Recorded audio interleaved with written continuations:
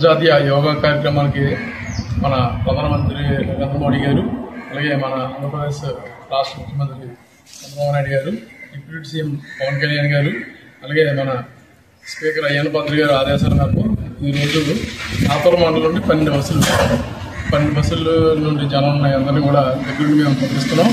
ఈ యోగా కార్యక్రమం వల్ల అందరికీ ఆరోగ్యాలు కూడా బాగుంటాయి. దీనికి పార్టీలతో సంబంధం లేకుండా అందరూ కూడా ఆరోగ్యంగా ఉండాలని, రాష్ట్రం అంతా దేశం అంతా బాగుండాలని సంకల్పంతో నరేంద్ర మోడీ గారు, అలాగే చంద్రబాబు నాయుడు గారు కూడా, పవన్ కళ్యాణ్ గారు ఆలోచించి ఈ యోగా కార్యక్రమాన్ని విజయవంతం చేయాలని కోరుకుంటూ సెలవు తీసుకున్నాం.